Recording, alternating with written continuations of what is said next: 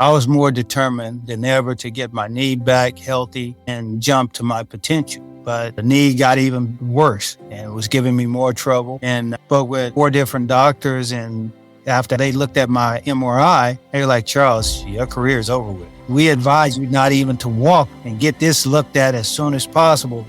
Those forced me to look at myself and who I am and as a person and what I want to become. And I always understood that's a part of life. That's what is going to help me to grow. To get better, you have to fail.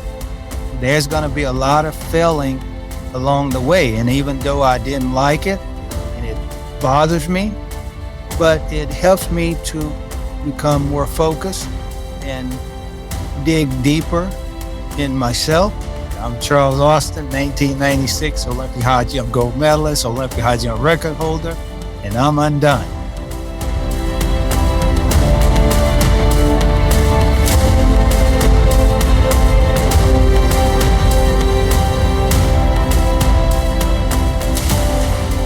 Hey friend, I'm glad you're here. Welcome to another episode of Becoming UnDone, the podcast for those who dare bravely, risk mightily, and grow relentlessly. I'm Toby Brooks, a speaker, an author, and a professor. I've spent much of the last 2 decades working as an athletic trainer and strength coach in the professional, collegiate, and high school sports level. And over the years, I've grown more and more fascinated with what sets high achievers apart and how failures that can feel like they're destroying us in the moment can end up being exactly the push we needed to help us build success. Each week on Becoming UnDone, I invite new guests to examine how high achievers can transform from falling apart to falling into place. I'd like to emphasize that this show is entirely separate from my role as a professor, but it's my attempt to apply what I've learned and what I'm learning and to share with others about the mindsets of high achievers. If this is your first episode, you're in for a treat. I'm thrilled that you've given the show a chance, and I sincerely hope that you love it. Over the past year and a half nearly, I've had the pleasure of interviewing some incredible guests, so I would be thrilled if you'd consider sticking around and becoming a regular. Scroll back through those past episodes and pick out some other high achievers who didn't let failure or setback stand in the way of their eventual victories. And if you're already a regular, then thanks. I do my very best to pour all I have into every episode, and I hope you'll enjoy this latest installment. I'm happy and honored you've chosen to take this ride with me, and from the bottom of my heart, thank you.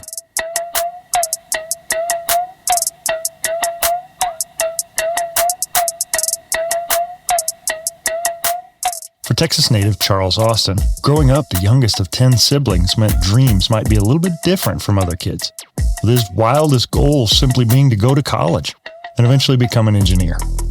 An accomplished athlete himself in basically every sport he tried up through high school, he decided to try out for the track team his senior year. While his coach initially said no, it was fortunate for him, for Charles, and for the whole team, and eventually all of America, that those initial reservations were reversed, and Charles was allowed to jump. As just a few short years later, he would go on to secure the U.S. record, the 5th highest recorded high jump in human history, and an Olympic gold medal in Atlanta in the 1996 Summer Games.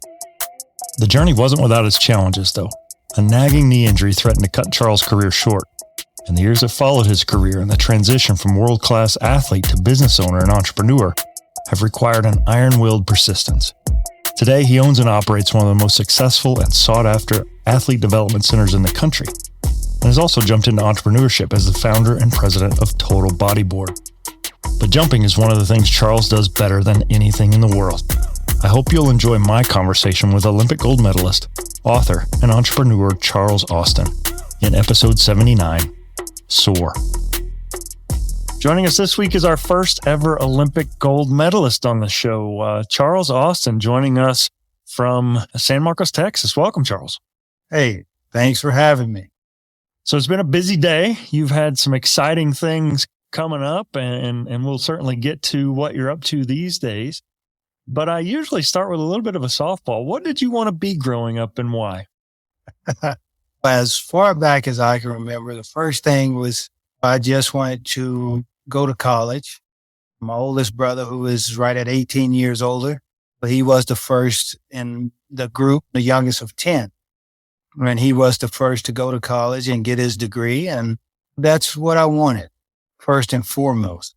And then if I narrow it down to what I wanted to be, I was an engineer. That was the first thing.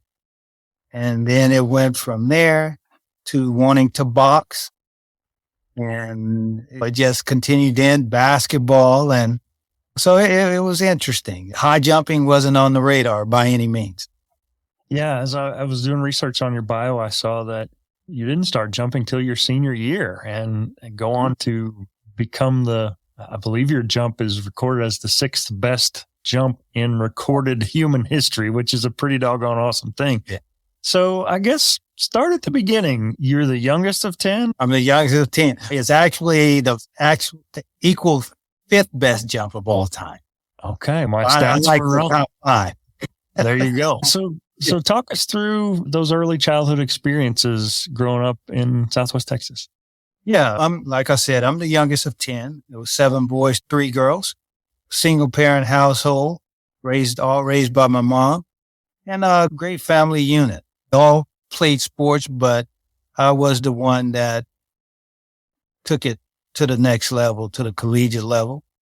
And growing up, I did it all: baseball, football, basketball. And even though I was small, my 8th grade year, I was probably 5'2", 5'3", 70-something pounds. My freshman year in high school, I was 5'4", 88 pounds. My senior year, I was 5'10" and a half, maybe 130 pounds max. But the funny thing, when it came to sports, I was always really good. I was one of those who picked a team. It's very rarely me being picked. Yeah. I was one of the ones who always picked the team. But sports always came very easy for me. Mm-hmm. Well, talent-wise, I was okay. But I think my biggest hindrance was my size. But as far as mindset and ability, that was always at a high. I started high jumping my senior year just as a way to hang out with friends. I didn't even want to high jump. So at the end of the year, some friends asked me after basketball season, hey, why don't you high jump? Because like I say, at that point, I wanted to play basketball, and that was my goal. And that year we had a really nice team, but we didn't do very well. And they were like, hey, why don't you come and high jump? We're graduating, and give us a chance to hang out some more and before we go on to the next phase of our lives. And after constantly talking, I was like, okay, I'll come out. So I went and asked the coach if I could high jump, if I can come out for the track team. I didn't even know what he meant. I'd be on the track team. He looked at me and said, no. You hadn't been on the team all these years, so no, you can't be on the team. And it didn't bother me because I didn't want to do it anyway. I was left his office, and my friends came, hey, what did he say? And I was like, no. He told me, no, I can't be on the team. And they're like, really? Yeah. I was like, it's cool. I don't care.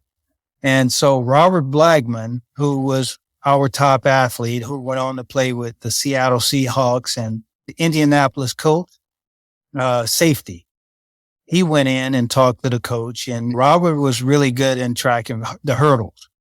And he went in and was like, hey, coach, we want him on the team or whatever. I don't know what he told him. 2 things jump out at me right away here. First, it would be easy for me to criticize the coach who initially turned away an eventual gold medalist. Everyone loves to talk about the teams who failed to draft Tom Brady, or the coach who cut Michael Jordan, or the publishers who turned away J.K. Rowling. When we aren't in their shoes, it's so easy for us to second guess and wonder how dumb these folks must have been to overlook once-in-a-generation talent. To do so misses the critical importance of context, and it's downright unfair. Because something happens when a high achiever is rejected. They don't see it as final, and they aren't devastated beyond belief. Consider San Francisco 49ers quarterback Brock Purdy, the 262nd pick in the 2022 NFL Draft that featured, you guessed it, 262 picks. Purdy was saddled with the title Mr. Irrelevant for the year, and he expected to be cut before the end of training camp. But he wasn't. He fought. He proved his worth. He used that chip on his shoulder to prove the doubters wrong. in much the same way Brady, Jordan, Rowling, or countless others before had. So before we get too critical of Charles' track coach, let's give him some grace and acknowledge that if not for adversity, some of our greatest heroes might not have ever happened. But make no mistake, Charles' story isn't exactly, well, that. He left the coach's office okay with the fact that an idea to spend his last few months of high school as a member of the track team didn't pan out. After all, he hadn't competed in the sport since junior high. It wasn't exactly a passion just yet. He asked, he was told no, so he left. But the story doesn't end there. Enter friend, not to mention eventual world-class athlete himself, Robert Blackman. Blackman ended up being a second-round pick, going 34th overall in the 1990 NFL Draft to the Seattle Seahawks as a safety out of Baylor. He played 4 seasons in the NFL before ending his career with the Indianapolis Colts. But before that, Blackman was a friend of Charles's.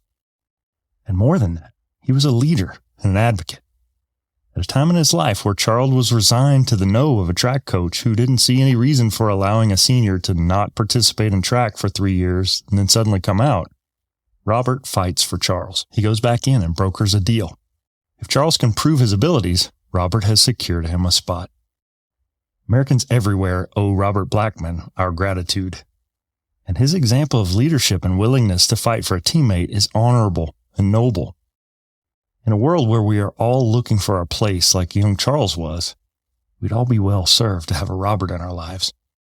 Or perhaps what's even better, we'd all do well to look for opportunities to fight and advocate for our friends so that they could be given opportunities to do great things. Because although it was Robert who ultimately got Charles his spot, it was Charles who made the most of it once he got it. He came out the office and he was like, Snake, that's what everybody calls me. He said, if you can jump 6 feet, you can be on the team. And prior to that, I actually high jumped in the 8th grade. And like I said, I was 5'2", and I jumped 5'10" in the 8th grade. When he said jump 6 feet, I was like, okay. I was 5'2" and jumped 5'10". In the 8th grade, I'm 5'10" and a half now. 6 feet shouldn't be that bad. They put it up to 6 feet and I started laughing. And all the guys were out there. They's like, you think you can jump that?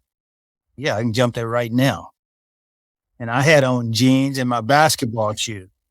Hey, no, you can't jump that. There's no way you can jump that right now. So I took 5 steps or so, went right over it. And they all took off to the coach's office. Like, man, he just jumped 6 feet. And the coach came out, hey, Snake, you jumped 6 feet? I was like, yeah, that's no problem. It's okay, show me. 5 steps, went over, you're on the team. There you go. How it all started. And the first meet, I jumped 6'4". The second meet, I jumped 6'6". Next meet, I jumped 6'8". And then after that, I jumped 6'11", which was, I equaled the school record at 6'6". But then I went on to jump 6'11" that year. Didn't even make it.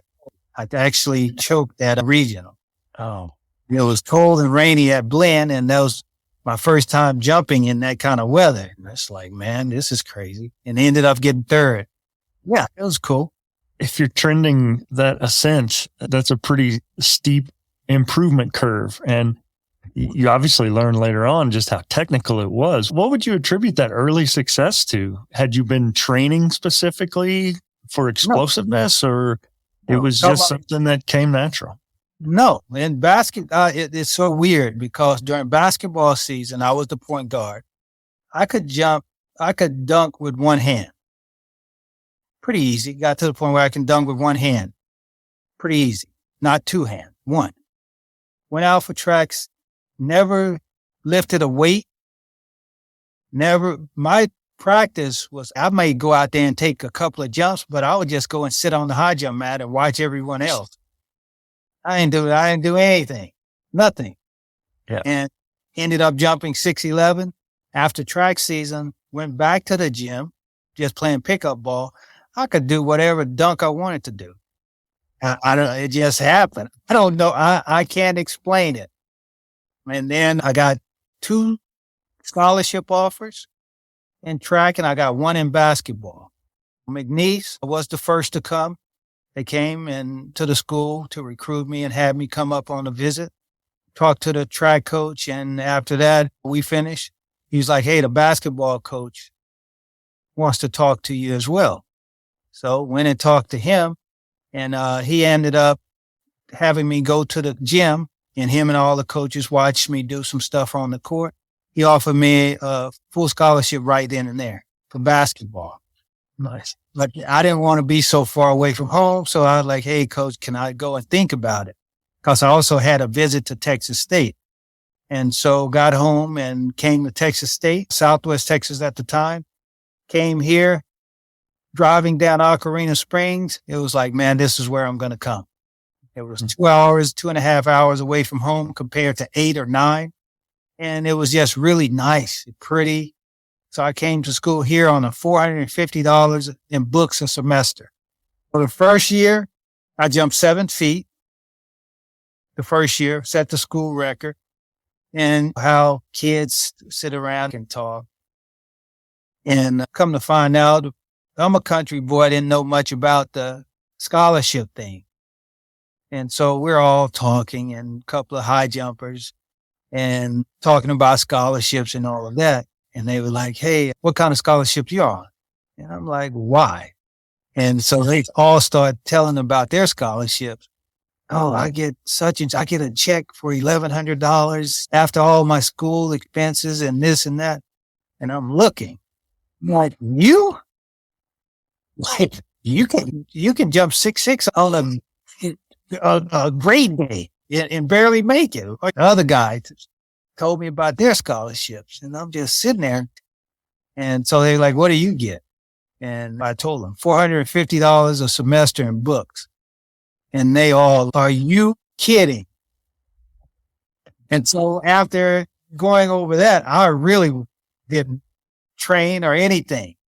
That next year, he raised me up to $750 a semester in books. And so I would skip practice and I would go play basketball with the basketball team. And funny thing, I still improved. I jumped 7'1" and 3/4 that year. And just being rebellious and trying to show the coach, oh, I'm this and I deserve this or that. I wouldn't go to class. I just being a little badass. Yeah. And wasn't paying attention to my grades or nothing like that. Even though coming out of high school, I had really good grades, great grades, matter of fact. And so after the season was over, we had a sit down and talk, the coach and I, and he was like, look at here. I gave you what I feel you deserve. If you want more, you work for it. And I'll put you in summer school because your grade doesn't reflect what you're capable of doing. I saw your grades coming out of high school, and you're not trying. And I was like, yeah, I know I'm not. And I told him why. He's like, you don't have any control over that. What you have control over is yourself.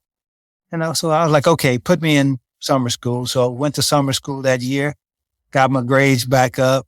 That fall, that was my first year I actually worked out. And that fall, I just went at it. And I ended up jumping 7'5" and 1/4, pretty consistent. Got second at the outdoor NCAA championships behind Hollis Conway. I jumped 7'5" and 1/4. He jumped 7'9" and 3/4. That just hurt. That pissed me off. Up until this point, would you say you had really encountered adversity or setback, or had it really just come pretty naturally? No, I think high jumping was just, like I say, I was always really solid in sports. I don't care what sport it was. And the only setback was my mindset.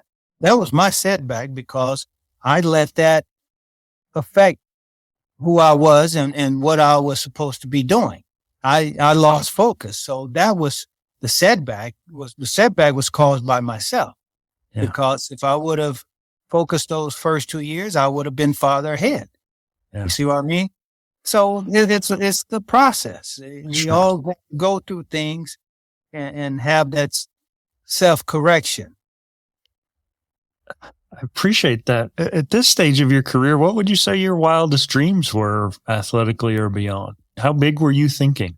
I didn't think, not until later on. Like I say, after getting second behind Hollis at the NCAA championships, more than anything, that embarrassed me because he toyed. I felt he toyed with me. Getting second, cool, but he jumped 7.9 3/4, and I was sitting there watching. So that really is what got the fire burning, because I've always been extremely competitive probably to a fault, but that really pissed me off. And okay. And so that next summer and that next fall, I really put some time in. And that next year I won NCs with 7.8 1/2. Uh-huh. And that's when I won NCs with 7.8 1/2. Oh no, I jumped 7.8 1/2 at conference. And then after that at the NCAA championship, I won with 7.7 3/4. So after that, it was like, okay, I have what it takes to compete on the world stage. And so that's when I committed to high jump after that year. And I'm going to give it my all and see what can happen. Yeah. For a lot of listeners, we may watch the track and field at the Olympics and maybe even in World Cup years and things like that, but it's not like football or basketball. There's no track draft. So as a senior coming out, what were you thinking in terms of your future in the sport at that stage of your career? Hollis and I became really good friends. And also my roommate, Gordon McKee, who was a long jumper. Those two were already competing on the world stage, and they were making good money. A couple of $1,000s per meet during that time. That was good money. Jumping over a stick and jumping in the sand. And so they would tell me about it. And so it was like, man, I want to get to that point. And they were getting all the free gear from Nike and these other companies. So that was my focus. It's okay. They'll pay me to jump over a stick. Let's get it. Let's see what happens. And so that piqued my curiosity. And then more than anything, it was an outlet for me to compete. I like competing. I like seeing how I stack up against another person. I don't care what it is. If I decide to do it, I want to see how I stack up against another person, and I want to beat that person. And that's fun. That's what's fun to me, competing. Yeah. And I can say, I don't care in what I just like that. It's just who I am. And I just wanted to compete. How Hollis jumped 7.9 1/4 and beat me during my junior year, that stuck with me. And it's okay. I need to return that favor. I didn't like that. And that next year, I broke his American record, jumped 7.10 1/2. And a month or so after that, I won the Outdoor World Championships in Japan, Tokyo, and equaled the championship record. So that's what I wanted. From there is, okay, I want the world record. I want to win the Olympics. I want it all because I can't make it happen. Now I know I can do this. I can win NCs, and then my first year after that, my next year after that, I win world championship. I'm going to just smash everybody. Yeah. It's amazing to me. I spent 2 years at the University of Arizona working with the women's gymnastics team. We had several girls who had been highly successful as junior competitors and were in the running for the Olympic team. And in that sport, you're programmed for that oftentimes in the womb. Like these girls at 2 and 3 are starting to chase their Olympic dreams. You're started much, much later. Yeah. How do you think that influenced you differently as a competitor, kind of being a late bloomer and late to this world stage, but enjoying this massive success relatively quickly? Of course, if I would have started earlier, I would have more than likely improved. But I think starting so late and it's being something that I didn't grow up wanting to do, that took a lot of pressure off me. I just was out there having fun. I didn't grow up with placing all these expectations on me. So just to get to where I was at, man, I'm good. I like this. Yeah. And so when I would go and compete, I didn't care. It was more, I want to beat this guy. Yeah. Right. Just for the hell of it. I just want to beat these guys. Whatever comes after that, great. You have to love this mentality. And it's something I think could serve us all well in our own pursuits of success. Charles acknowledges that the overall outcome wasn't really the spark that lit his competitive fires. It was the day-by-day and even jump-by-jump competition with his nearest competitors. In Charles' case, he chose to surround himself with some of the best jumpers in the world, which helped him improve by striving to beat them every day, or every practice, or every event. It's a simple but incredibly effective approach. Too often, if we focus on the outcome, we get overwhelmed or discouraged. It can be difficult to navigate a task that looks like it just has too many steps. So instead, we can break it down. Maybe it's competing with a friend or even a rival. Maybe it's competing with ourselves. Every day, we wake up with the mindset of trying to be better than we were yesterday. Regardless of the specific application, the approach served Charles well, eventually propelling him to the grandest stage and the brightest lights the sport of track and field have to offer, the Olympic Games. Not without having to battle through a nagging, painful knee injury that left him unable to perform his best. It would prove to be one of the most difficult times of his life. I never really focused on the money part of it. Yes, of course, winning world championships and Olympics, I was like, oh, that'll be cool. But I didn't have any pressure. I never felt any pressure whatsoever because, like I said, it was just something that was presented to me and I decided to try it out and it was going really good. So, Yeah. hey, let me have fun with this until I figure out what the hell I want to do with my life. Yeah. So it was always looked at as a means to an end. It wasn't, oh, I grew up. I want to be this gold medalist. I want to be this world champion in the high jump. I never had that pressure until I was already there. When I saw that I had the ability, not the potential. Once I saw, man, I can really do this. That's when I started, okay, I want to win the Olympics. I want to do, because at that point, like I say, I knew I could do it. Yeah. It wasn't, oh, I think I can. I hope I can. I dream to be an Olympian or win the Olympics. But man, I can really do this. So that having that mindset, I feel that played a major role in my improvement. Sure. You mentioned the Olympics and you're a 3-time Olympian, and that's easy to see now. But in the moment, you don't know that you're going to be a 1-time or a 2-time or a 3-time Olympian. You know that you made the team the first time. So how would you summarize that first experience, your first Olympic Games? I hate it. Tell me more.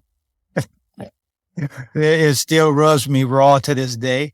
I suffered my senior year at Texas State is when I initially tore my patellar tendon. And in first meet of the year in Arkansas, Jonesboro, we had an indoor meet and I jumped the personal best 7.6.5. And when I hit the mat, my knee was on fire and I tried to stand up and I couldn't even walk. I had to sit back down. Man, what is going on? Went back to school and they were like, oh, you have jumper's knee. It's okay, whatever that is, because I've never been hurt before. And so all year I just jumped through the pain. That was in 90. 1991 came. Even at the U.S. championships to make the world championship team, I could only take 2 jumps. I took 2 jumps, made the team 7.2.5, I think, and 7.5 3/4. I thought like I couldn't jump very much.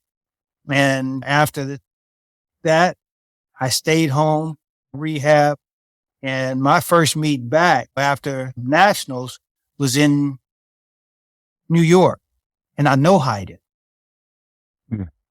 I no-heighted, couldn't even jump a height.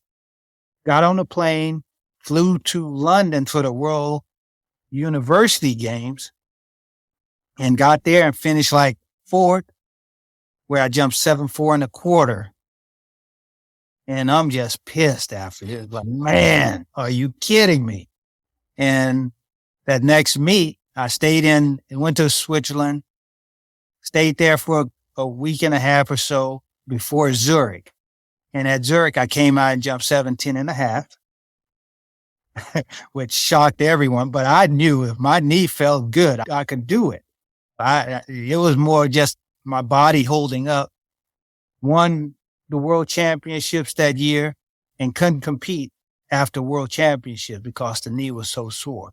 So at that point, like I say, man, I can win the Olympics, no problem. If this thing is not hurting. 92 roll around and oh my God, my knee was killing me. I wasn't going to jump at the Olympic trials because it was hurting so bad. The night before the qualification round, decided to jump. To 2 jumps, made the final. And I was like, man, I can't jump. My knee is hurting. Went to sleep the next night. Man, who knows if I'm going to ever be in this position again with my knee hurting so much. So I decided to jump and got focused, took 3 jumps, made the Olympic team, 7.2, 7.5, 7.7. So stayed at home, did the rehab, decided, okay, I'm just going to go to the Olympics because I might not be here again. I just want to see what it's like and just have that experience just in case I do make it again. The knee gets better. Hi again on the second Sunday of the Barcelona Games, and ahead it's track and field. In the men's high jump, Americans Hollis Conway and Charles Austin, the defending world champion, are among the gold medal contenders. This is Charles Austin. He was the Tokyo world champion from last summer, and he's the American outdoor record holder. His first attempt at 7.2.5. And he's over easily with just a little brush on the way down. He's been having constant knee trouble since last summer's world championships, even some contemplation of surgery. Little hop in the run up there, and then he runs very quickly, 5 steps in, straight up in the air, and a little brush on the way down. Tom, for the first time since 1968, when Dick Fosbury and Ed Carruthers struck gold and silver, the U.S. has a real chance at 2 medals in the men's high jump. I'd go so far as to say that Hollis Conway is the co-favorite here in Barcelona. His U.S. teammate, Charles Austin, has been battling injuries this summer, but they both made their opening heights easily. Charles Austin up for his first attempt at 7.5 3/4. And he's over with a little brush, just like on his opening height at 7.2.5. So that knee doesn't seem to be bothering him too much. Let's take a look at his technique over the bar. He's got great leaping ability, and he has incorporated a run-up that allows for his hips to be right over the bar when he's right. And that is what happened on that jump. He's capable of going very, very high. He's had close misses at 8 feet, a half inch last summer in Zurich. Charles Austin is so modest that he almost apologized to the rest of the athletes in the field last summer in Tokyo when he became world champion. He is sincerely humble, and he's in the thick of things here with the bar at 7.8. He has a neoprene sleeve on his knee now. We'll see what happens. Oh, and that's a terrible attempt. He just backed right into the bar. He's got to be in a lot of pain. He's had a lot of different ways to strap and keep that knee warm, and I'm real concerned about his ability to keep going in this competition if his knee doesn't start feeling better. So I went there, first jump, knee felt pretty good. Jumps opening height, but I'm already was in a bad mental state because I knew I wasn't at my best. And it took me 7.9 3/4 to win the world championships in 91. So I'm thinking, man, this is the Olympics. They're going to jump high. But my knee is not hurting. So I put all of this negativity in my head thinking, oh, Charles, you're not at your best. You're not even at 80%. If you were at 80, 85, you still could win this thing. And so jumped the first height. No problem. Knee wasn't hurting. Went to 7.5 3/4. The next height, it was 7.5 3/4. Made that height. And I'm just pouting and feeling sorry for myself. And I'm sitting there watching all the other jumpers. Everybody had missed except me and Ralph Son. And I'm like, man, they're not going to jump high. But I already messed my head up thinking negative. Soto won with 7-8. If I would have had the right mindset, I would have jumped 7-8, no problem. Yeah. Because the knee was, I could tolerate it. Yeah, it would have hurt me afterward, but I knew I could jump 7-8. But in my head, put that funk in my head and thinking all these negative thoughts. It burns me because I know I did that to myself. They didn't beat me. Charles, you beat yourself weeks prior. Yeah. And so that still to this day, I think about that and what I did to myself. I was a failure. I failed. I was a failure. And so anytime I think about 1992, it's not good. I'm blessed. Don't get me wrong. I'm very happy. I'm very blessed because a lot of people don't get that opportunity. But God gave me that talent and that ability, and I sold myself short. Right. Because of the way I was thinking and failing like I did, that mental failure, that's hard for me. That's really, when I do that, I don't feel good about myself. But I know at the same time, I got to stay focused and understand that, hey, that's part of my journey. And so that sticks with me to this day. Sure. Like I say, anytime I put myself in a position where I fail at something, I'm not a happy camper. I'm not really pleased with myself. Yeah. That competitive mindset certainly has served you well, but it's a double-edged sword. And we were talking off camera before the start of the show, and one of the genesis of this show was Michael Phelps's documentary, Weight of Gold, where he talks about the days, the weeks, and months that follow an Olympic Games. And for a lot of athletes, it's a really dark season. Sounds like you had unfinished business, though. What was your mindset coming out of the 92 games? Were you really focused on getting back there and doing what you felt like you were capable of doing, or was it a different mentality? No, I was, like I say, I was more determined than ever to get my knee back healthy and jump to my potential. For many athletes, simply making a single Olympics team to represent your country is a crowning achievement on a lifetime of focus, commitment, and grueling determination. And while Charles was thankful for the opportunity, he was disappointed in knowing he was capable of winning gold. Injury, perhaps even nagging doubt, kept him from that dream in 1992. Undeterred, he left Barcelona with a freshly fueled competitive fire to get back to that stage and capture the gold in Atlanta in 96. He was undone. But that aching knee that had undermined his performance for the better part of 2 seasons on the world stage would have more to say about those plans, ultimately threatening to end his career. But things even went worse than I thought. The knee got even worse and was giving me more trouble. And I spoke with 4 different doctors, and after they looked at my MRI, they were like, Charles, your career is over with. Your patellar tendon is done. You have damaged this thing to the point where it can rupture with you just walking. It's like, we advise you not even to walk too much and get this looked at as soon as possible, because if it tears, if it ruptures, you have no chance whatsoever. And they were like, we don't give you much of a chance now. So now I'm really pissed and mad and hurt and just really upset, because at that point I was enjoying the high jump. I wanted to be the best high jumper. And now it's, oh shit, it's gone. Yeah, it's gone. And now it's like, why the hell did I start liking this? And now I can't do it. It's dumb. So I'm pissed. And so ended up having surgery with Dr. DeLee here in San Antonio, and where he removed right at half of my patellar tendon. And he was like, Charles, I've never seen anything like this before. I don't know if the remaining tendon is going to be strong enough to sustain that kind of force, even enough for you to jump 7 feet. I don't know. I can't tell you. I did what I could do and I felt was best. There you go. And I chose to do all of my rehab on my own here at home. using resistance bands, just being creative. I didn't know what the hell. I just did what I felt was good. What I felt I need. I don't know where it came from. Just like high jumping. I don't know where it came from.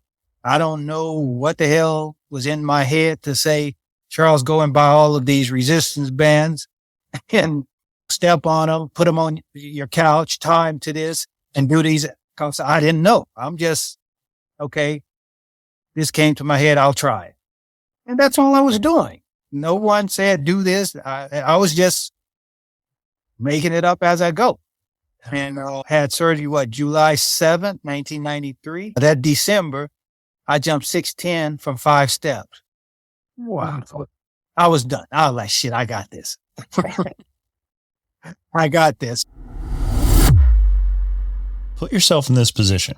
You're a young, fresh on the scene, world-class athlete who wins a world championship in 1991 and just missed out on Olympic gold in 1992. You resolve to regroup, return, and capture the medal that you know in your heart you were capable of winning in a flight of sweet redemption in 1996. But Charles' knee is injured. Tendonitis has turned into tendinosis. Inflammation transformed to degradation. For a high jumper, that patellar tendon is one of the most important structures in the whole body. The incredible forces generated by the quadriceps all converge on the patella or the kneecap, which is then connected to the tibia or the shin bone via that tough, fibrous tendon.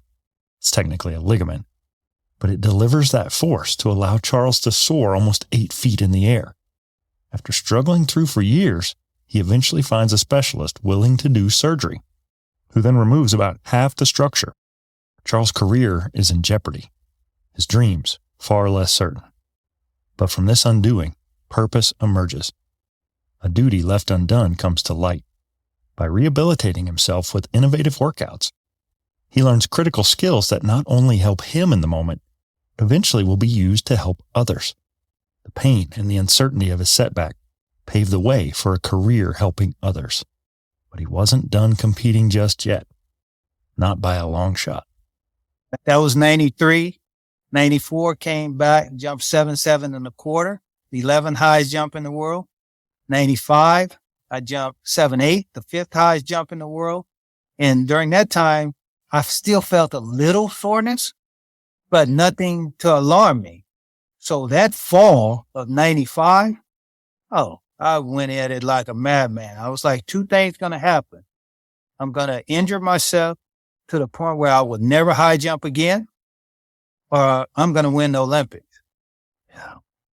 And so I trained like a madman that year because 92, like I say, 92 weighed real heavy on me. It's like it's even to this day, but back then it weighed heavy. And it's okay. The Olympics are here in the U.S. No other person is going to take the gold medal home with them. That's going to stay here with me. Y'all got it. I gave you the one in 92 because I sold myself short. I did that. I sold myself short with my mindset going into the Olympics, but it's not going to happen this time. So, like I say, that fall, I went at it and I opened up that year indoors. I jumped 7.9 and a quarter. And I was like, I'm done. They're not going to beat me. They're not going to, unless something major happened, if I get hurt, they're not going to beat me because the knee wasn't bothering me at all. My mindset had changed completely I was in kill mode then. Charles Austin of the United States. A last gasp effort to win this gold medal. Oh my goodness.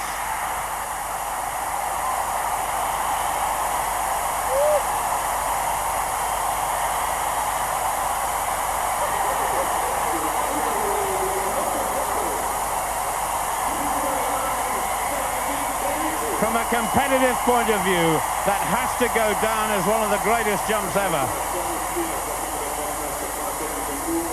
A new Olympic record for Charles Austin. And the crowd now chanting for Charles Austin. And so it wasn't a surprise. Winning the Olympics wasn't a surprise. Actually, the goal was for me I wanted to break the world record because I knew I was healthy for the first time in my career. I was healthy. Nothing hurt me. So I went in wanting to break the world record. That's what my mindset was at. That's what I was thinking. Yeah. And so that wasn't a surprise. Yeah. So at this point in your career, you've traveled all over the world, but the 96 games being here on American soil, Atlanta, that is a track and field team of destiny. That's like the all-star team. That's probably the first games I shared with you via text. I was in classes during that time. I had an exercise phys class with a former Olympian, and he pretty much shut everything down for 2 weeks so that we could watch the games. And so your dreams come true. You clear that height. You set the U.S. Olympic record. What was that moment? Did you know in that instant that you had captured the gold medal? Like I say, I didn't go in thinking about winning the gold medal. I went in, honestly, my focus was the world record. I had no doubt I was going to win because, like I say, I was healthy. Nothing hurt me. Right. And nothing bothered me. And so I knew it was like, for them to beat me, they're going to have to jump out of their mind. But whatever they're capable of jumping, I will be able to jump that and more. So before the final, that night before, they give us the height progression. I picked out every height I was going to jump. And my plan was to, at 7'9.25", be clean, clear every height on my first attempt, and my legs will feel really fresh, and I'll break the world record. I missed my first 2 jumps at 7'9.25", and just being stupid over it and just relaxing too soon. So damn it, I wasted I'm tired. My legs are killing my legs, and so that's why I passed. A lot of people thought it was gamesmanship and all of that, but it was like, just go to the next height. Let me sit here and relax for a second, and we'll go to the next height, 7'10". And I didn't think, it was an Olympic record and all of that. I was going to have to jump that Olympic record to win. My mindset was just go to the next height. Let me sit here and relax my legs and gather myself, get my focus, and put myself back in a position to break the world record. That was my mindset the whole time. And so we go to 7'10", and it was like Partica went first, and if you miss, it's over. It's over with. And he missed. It's okay. Because I had jumped 7'10.5" before, way back in 91 when I was hurt. My knee was hurting. So 7'10", I was like, shit, I'm not hurt. I'll jump that, no problem. So it was, once they called my name, it really wasn't all that great a jump. It was more of just power and strength. Is do whatever the hell you need to do to get over this. Right. And so that's all it was, a power, strength-based jump to put myself back in position to attempt to break the world record. Right. And so I made that, which put me back in winning position. And Partica passed his last 2 jumps to the next height. And he was like, are you going to jump? I was like, hell no, I'm not jumping at that. My next jump is going to be at breaking the world record. I don't care if you make it or not. And I was hoping he would, because that would keep me focused. That would give me that adrenaline that I need, because we had been out there for a long time. Yeah. But I knew long as the competition was going, that's what I need. That will give me that energy and that excitement, because now I'm up against the wall again. I'm presented with a challenge, which that's what I like.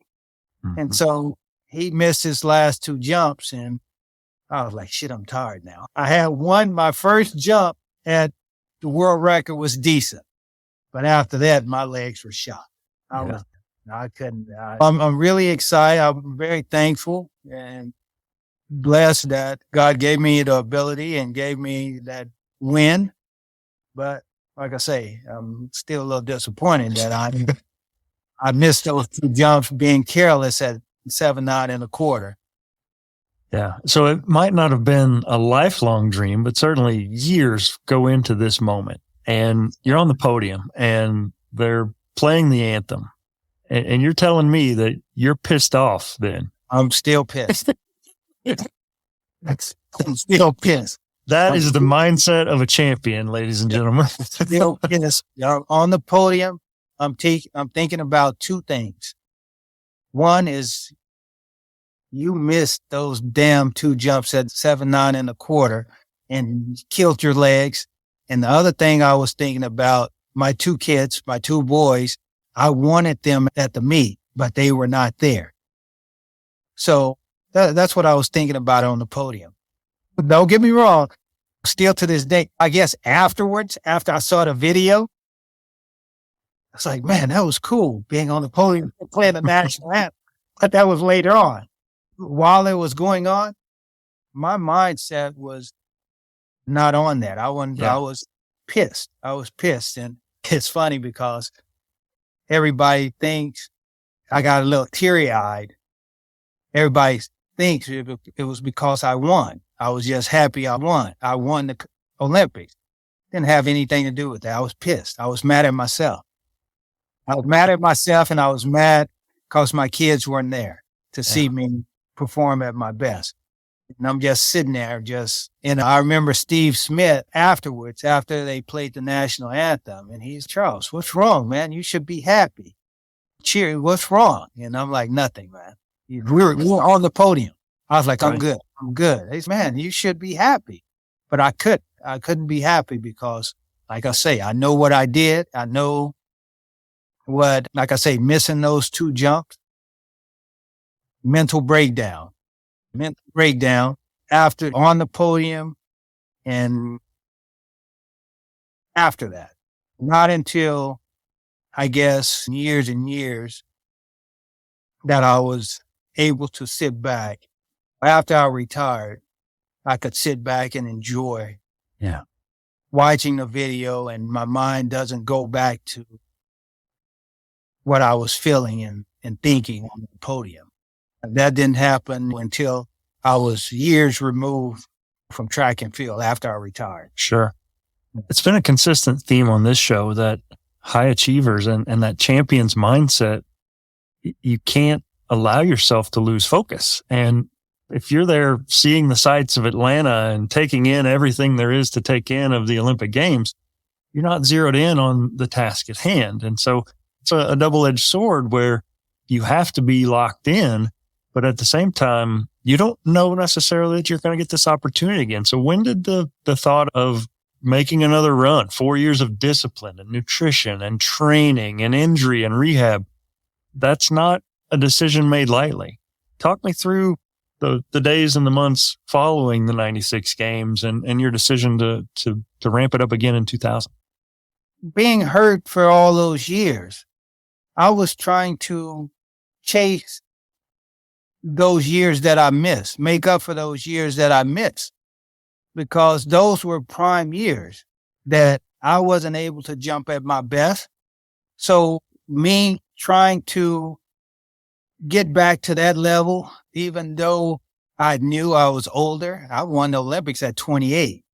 So those prime years from 20 to 26, I wasn't able to take advantage of it. So I was still chasing after that. So it was easy. Like I say, thinking about that, it wasn't hard. It was for 2 reasons. I was still trying to make up for those years.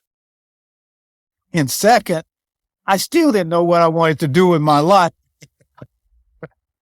And they were paying me to jump over a stick. No, that was my mindset. They would pay, okay, you got to pay me to jump over a stick? No problem. I get to train. I grew up, like I say, being 5'4", 88 pounds as a freshman and people making fun of how skinny I was. Now my body, I get to train and my body start to develop and had these muscles and nobody was making fun of my body then. So it was, hey, man, I get to go out and I get to train all day long. I get to figure out who I am as a person. And I coached and trained myself that throughout my entire professional career. I didn't have the luxury of having endorsements and this team of individuals to help me. So everything was all on me. So that kept me focused. And like I say, chasing after those years, trying to make up for those years I was injured. And so it was easy. It was easy. And plus, like I say, I didn't know what the hell I wanted to do with my life afterwards. So it's okay. I'll keep doing this here. One thing I do know, I win some major championships. I set some records. I create that name recognition for myself. I can put that on top of my business management degree. And after I do retire, that is going to help open some doors for me. Right. So it was like, okay, get another championship, get another record. And once I get to that point where it's time to start high jumping, I'm good. I got my ACE card. I'm good. I got my degree. And now, okay, I want to do this. I can give my 100%. Yeah. And I could get a nice job. I can have opportunities. Mm-hmm. That's all it was, man. Like I say, I've never put pressure on myself for high jumping. And I think that's why I did so well. That's why I was able to have the career that I had, not having the endorsements and the pressure, not having a team. Just, you need to do this. It was just me. I go out by myself and I'm enjoying myself. I'm out, I'm doing my own thing.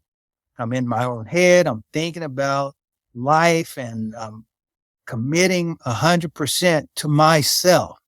And that made me happy. And so it was easy. It wasn't pressure whatsoever.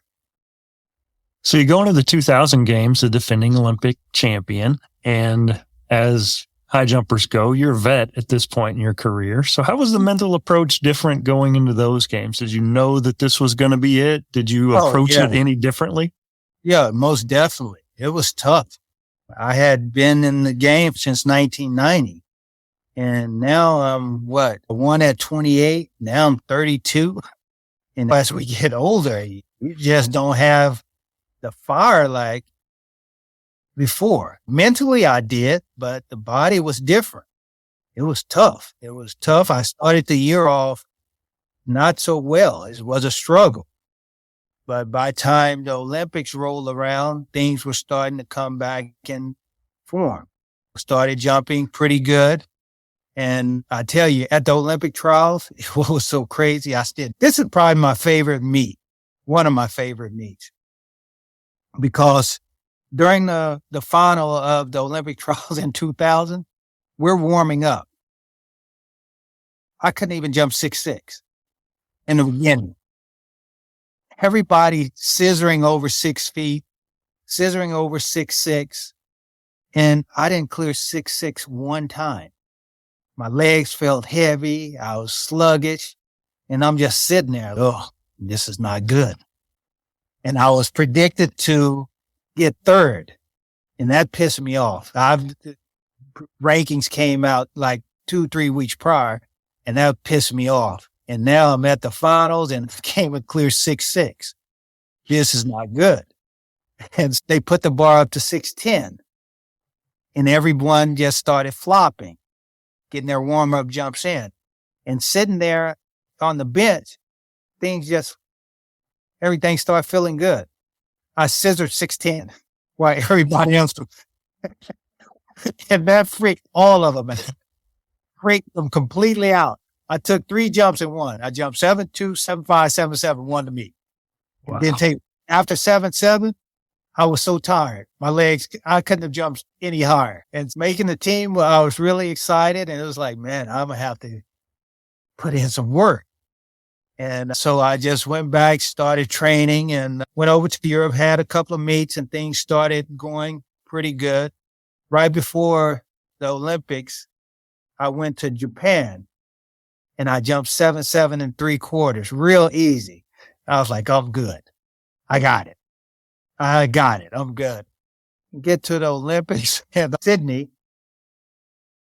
Before I left for Japan, my new shoes came in that I was supposed to wear at the Olympics. And so I looked at them and everything was good. I had been getting these shoes for years now and never had any problems. So I get to the Olympics, the day of the qualification round, put all my stuff in the bag and go to the arena to compete in the qualification round. Getting there, go through the warm up, and then it's time to jump. I put on the first pair of shoes. I couldn't even get my foot in them.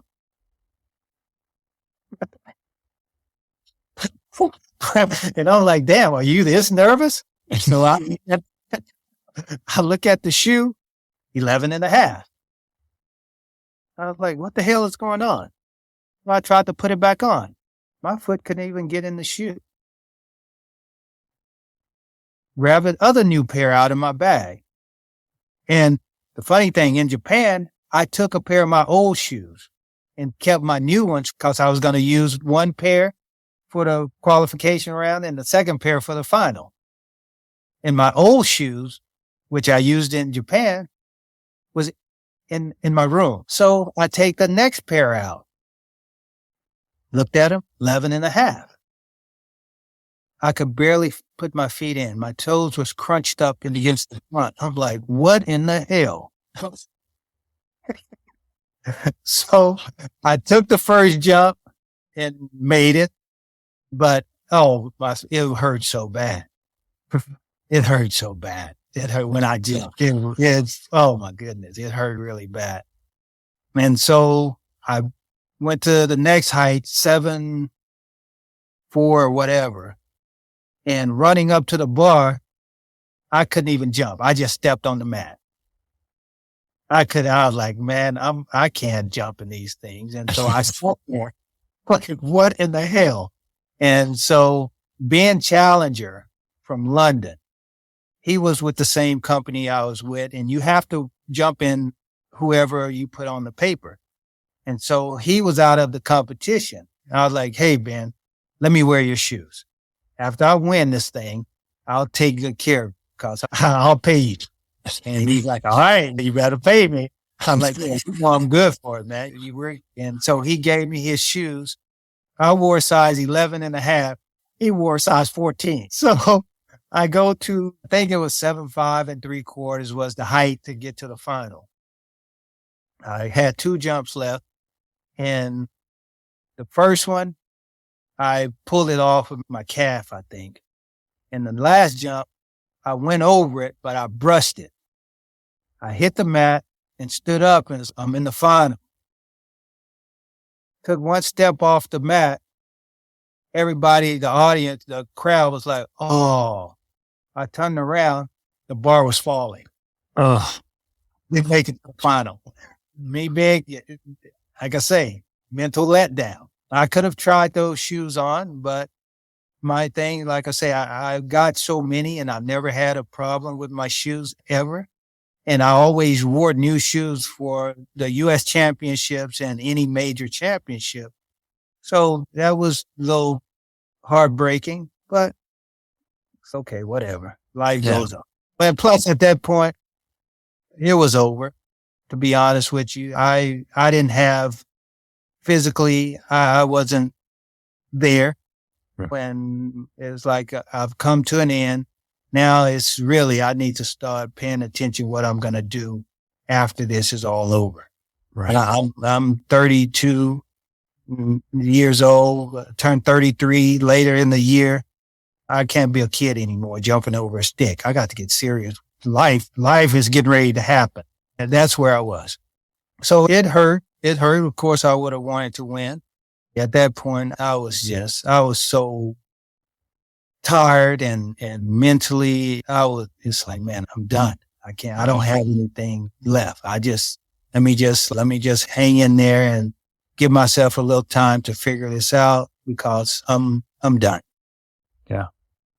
So at this point, something that's been central to your identity for more than a decade now is pretty suddenly over, and you're on to the next thing. You mentioned your bachelor's degree in business and this idea or this promise of entrepreneurial pursuits and leveraging your athletic success into a business career starts to materialize. So talk me through that transition from competitive world-class athlete to now aspiring and new entrepreneur.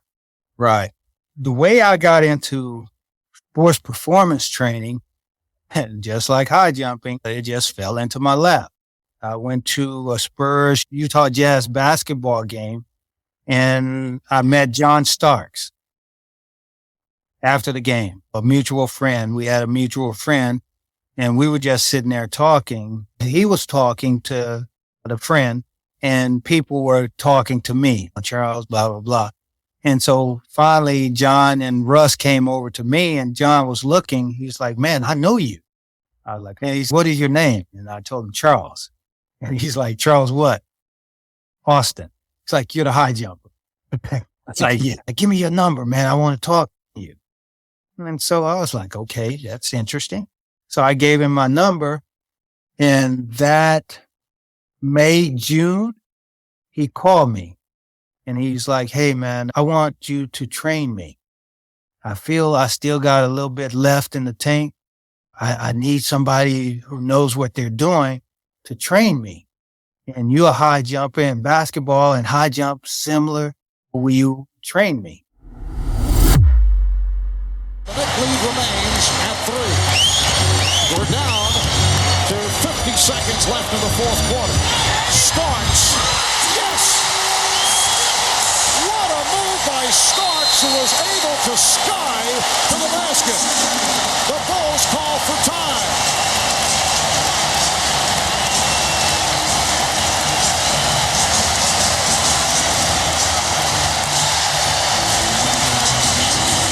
John Starks with the move of the night to give the Knicks a 5-point lead with 47 seconds remaining in the fourth. Here it is. B.J. Armstrong expects help now. He's looking around. He gets picked off. No help comes, and Starks goes. Oh, so big. And look who was at the top. None other than Michael Jordan. And he couldn't do anything about it. What a spectacular move. John Starks burst on the NBA scene in 1990 as a high-flying shooting guard with the New York Knicks. To this day, he's perhaps best known for what is now simply known as the dunk, a thunderous one-handed facial delivered over both Michael Jordan and Horace Grant against the Chicago Bulls in Game 2 of the 1993 NBA Eastern Conference playoffs. By the time Charles' career is winding down in 2000-2001, Starks' career is similarly nearing its end as a member of the Utah Jazz. No longer as explosive as he once was, he connects with and eventually reaches out to Charles for training. And just like that, Charles Austin, the gold medalist and self-made athlete, becomes Charles Austin, sports performance coach. And so I was like, oh, that could be interesting. So I talked to my wife and got her opinion, like, hey, Starks wants me to train him, but I have the outdoor world championships this later in the summer. I have a world champions. I have everything I need from the sport. And like I say, it's over. Really, it's over for me. What do you think? And she's like, go and train him. So I started flying back and forth to Oklahoma, training him. And it went great with him. Unbelievable. He hadn't dunked a basketball in 6 or 7 years. Now he was dunking from a vertical because I just trained him like I would train myself. The year before he had went into camp, Karl Malone called him fat. I went to their preseason training camp with them in Boise, Idaho. And John and I, we went to the track and did our workout. And then we went to the weight room and we were getting ready to lift. And next thing you know, I was around the corner and Carl comes in. Yo, man, I looked at your test. It came, I was like, it's no way in hell it could be right. Because John is at 6% body fat. Last year, because Carl was like, I look at everybody test to see who was coming back serious this year to win. And last year you were a doughboy and you were fat and just killing John. Who the hell have you been training with? And John was like, Charles. And at that time, I came around the corner and Carl was like, Charles Austin. Yeah, man, how you doing? He's like, man, I followed your career. I know all about your career. And I knew John had to be working with somebody serious because he's at 7%, 6 or 7% body fat. He was fat last year. So it was cool. And so that was my first venture into personal training. He's got one of the most iconic dunks of the 90s. I can hear Marv Alberts calling it. And to think that he couldn't even dunk, I had no idea. This is a fantastic story. He did that dunk against Chicago, but once I got to him, he wasn't able to jump or do much of anything. But he'll let you know. And he went into the season that year in unbelievable shape. It got to the point where even after games, he wouldn't even be tired. We'll go back to and do a full workout after the game. Hey, man, let's go get a workout in. We'll go to the track, go to the weight room. And he was like, man, I'm never tired now. I used to think playing 30 minutes, that used to kill me. He's like, now, Charles, my body is not really ready to go until the end of the third quarter. Next thing you know, the game is over, and now I'm wired. I'm full of energy. And so, okay, I'll start training. And so after 2001, once again, talked to my wife about opening up a little studio. And she's okay, you don't have any clients, whatever. And so 2 weeks later, I had my studio open and had clients coming in and getting great results and doing really well. And so it's like, shit, okay, I guess this is the next thing that I'll do. And I opened up, at the time, my studio was 800 square feet.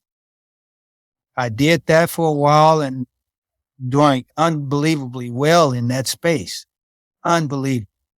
And got this wild hair one day to go to the bank and apply for a loan. Went and applied for a loan. And in 2007, I broke ground on my performance center, 12,000 square feet performance center, sit on 1.7 acres. You got air, basketball court, tennis court, batting cage, football field, outdoor 100-meter track. And okay, this is what's next. And just committed to it. And I opened it up and I broke ground in August of 07, had it open February of 08. So I've been doing that for all these years. And then 2012, I'm asleep and I have this dream about being on this piece of fitness equipment. And I wake up, what the hell is that? I don't have that in my gym. And it's like, man, go back to sleep. Finally fell back to sleep. I'm dreaming I'm back on this thing again. Wake up, grab my iPhone, type everything in, go back to sleep. Then dream about it again. The next morning, had my first client, ran over to Lowe's, bought some stuff, came back, had another client, ran back over to Lowe's. By 3:00 that day, I had my first prototype of the total bodyboard built and using it with clients. That's cool. Used that model for a number of years, built another wood model, try to clean it up a little bit, and unbelievable. Now it's, wow, this really worked. Talked to a couple of my clients who invested in it and brought it to life. Yeah. And now I sit between clients. I sit and make cold calls to different people, universities, teams. Hey, this is Charles Austin. And once they hear the name, they're willing to talk to me. Right? And it has gone well. We got 3 NBA championship teams using it. Cleveland, the first person to buy one was Randall Cunningham, NFL player. He bought the first one. Wow. And after that, Cleveland Cavaliers came in and got 3. And that year they bought theirs. They used it as part of their pregame warm-up on the court. Wow. on all of their away games. And then at home, they had one in the training room that they would use as part of their pregame warm-up. But every game, away game, they had the total bodyboard on the court. That's cool. And they that was the year they made it to the NBA championship and won. And I met them in San Francisco and Oakland. I went and I got video of them having the total bodyboard on the court at the NBA final. Wow. They went on to win, and it unbelievable. But we got the Lakers, Cavaliers, Miami Heat, the Vikings, Carolina Panthers, New York Jets, University of Alabama, VCU, Cal Berkeley. Unbelievable. Charles, as you're talking, I'm amazed by a couple of things. First of all, you're prouder and happier to talk about your entrepreneurial pursuits than you were sharing about standing on the podium with an Olympic gold medal. I think that's freaking awesome. And I'll definitely drop the links in the show description for both your business, So High Sports, as well as Total Bodyboard. You were also honored along the way. You were inducted in the USA Track and Field Hall of Fame in 2012. You've been inducted in the Texas Hall of Fame. Looking back on this career, and obviously it didn't go exactly according to plan. You had some setback and adversity. What do you think those, if you want to call them failures, or that adversity, those injuries, what do you think they taught you that unfettered success wouldn't have? Those forced me to look at myself and who I am and as a person and what I want to become. And I always understood that's a part of life. That's what is going to help me to grow. To get better, you have to fail. There's going to be a lot of failing along the way. And even though I didn't like it and it bothers me, but it helps me to become more focused and dig deeper in myself, because I'm harder on myself than anyone can ever be, because I don't like to fail. And of course, you do stupid things and you get off track, but I never lose focus. And so those things help me to grow. And it's like my self-correction and my constant way to continue to challenge myself to be a better person and get better. Right. Even though it really hurts me when that happens. But at the same time, it's, damn it, Charles, did it again. Get your shit together. It's a constant battle. And that's just, and I understand that's with everyone. That's part of life. But if you use it correctly and you don't just beat yourself up, and you can look at things, and those things can help you become who you want to be. I asked this one of all my guests. I'm a huge fan of music, and I think a lot of times it can convey emotions that words can't. And so whether it's what I'm listening to when I train or what I put on when I'm studying, whatever, music is a huge part of my life. If we were to watch a montage of your life, what song would you pick to play in the background and why? Let me think. Jeez. I don't know a song because it's so different. I haven't heard a song that matches my life, to be honest with you. I haven't heard one song that matches my journey. It's a song out there that Scarface that helps me when I'm in a funk. Some it may sound one way, but for me, it helps me to check myself. Those South Texas roots are showing right now. Yeah, that helps me. Yeah. And that helps me out a lot. It's been an amazing career and quite a journey. 3 Olympic Games and gold medals and national championships, world championships, now business success. What for Charles Austin remains undone? Right now, the goal is to be more successful in my entrepreneurial life than I was in my athletic life. Athletics, high jump, that was easy for me. I knew in my heart and in my soul what I could accomplish. I know the talent that I was blessed with, that God gave me. So that was just a matter of me focusing. I didn't have a team. I didn't have all these sponsors. But it was just about me focusing and taking time out to learn and become better student and learning. And that's in focus. But this entrepreneurial thing, I'm a salesman and this is tough. Yeah. This is really hard and it's challenging. Yeah. It's frustrating, but I'm learning. Yeah. I'm learning of something that I didn't know if I would ever be presented with, but it's cool. It's just so much fun. It's stressful to create something, be it opening up a sports performance center. Now the total bodyboard, it's, try to get those successful. It's a challenge. Yeah. In your head, you're like, man, I got this great product, but that's you. Now you got to convince the masses.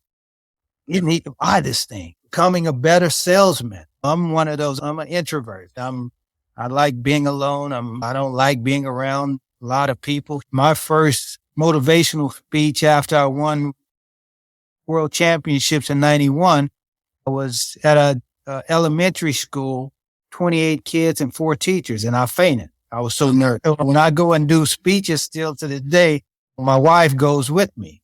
And while I'm talking, she has to be somewhere where I can, once I start getting a little Charles, I'll look at her and I can get back. I maneuver through it a lot easier. So now I'm having to talk to a lot of people all the time, and I'm having to sell, and I'm having to learn about marketing. I'm having to learn how business works, and that's fun. It's fun. Yeah. It's stressful, but it's a challenge. It's another way to compete. Mm-hmm. I like, man, because that competitor never dies. Yeah. So this has been a blessing to be able to compete in a different arena now. Yeah. Love it. I skipped over the bullet point in my notes. You're also the author of Head Games, Life's Greatest Challenge. I ordered a copy earlier today when I saw that. Congrats on that. Yeah. Charles, it's been fantastic. I'm really thankful for your time. I know you're a busy guy and I don't take this lightly. I sincerely appreciate you stopping by the show and sharing your story. Thanks, man. I really enjoyed it, and I appreciate you wanting me to be on. I'm Charles Austin, 1996 Olympic high jump gold medalist, Olympic high jump record holder, and I'm undone.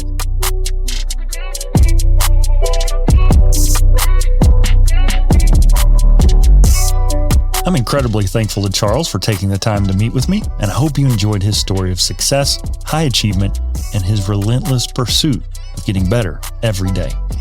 For more info on today's episode, be sure to check it out on the web. Simply go to undonepodcast.com/EP79 to see the notes, links, and images related to today's guest, Charles Austin. I know there are great stories out there to be told, and I'm always on the lookout. So if you or someone you know has a story that we can all be inspired by, tell me about it. Simply surf on over to undonepodcast.com, click the contact tab in the top menu, and drop me a note. Coming up, I've got some incredible new guests, including fitness influencer Jody Dolo, entrepreneur Jeff Horn, and elite endurance athlete turned author Patrick Holcomb. So stay tuned. This and more coming up on Becoming Undone.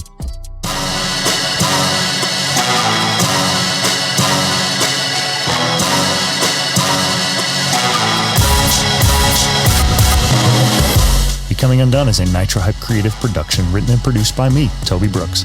If you or someone you know has a story of resilience and victory to share for Becoming Undone, contact me at undonepodcast.com. Follow the show on Facebook, Instagram, and LinkedIn at Becoming Undone Pod. And follow me at Toby J. Brooks on X, Instagram, and TikTok. Check out my link tree at linktr.ee/Toby J. Brooks. Listen, subscribe, and leave me a review on Apple Podcasts, Spotify, iHeartRadio, or wherever you get your podcasts. Till next time, everybody, keep getting better.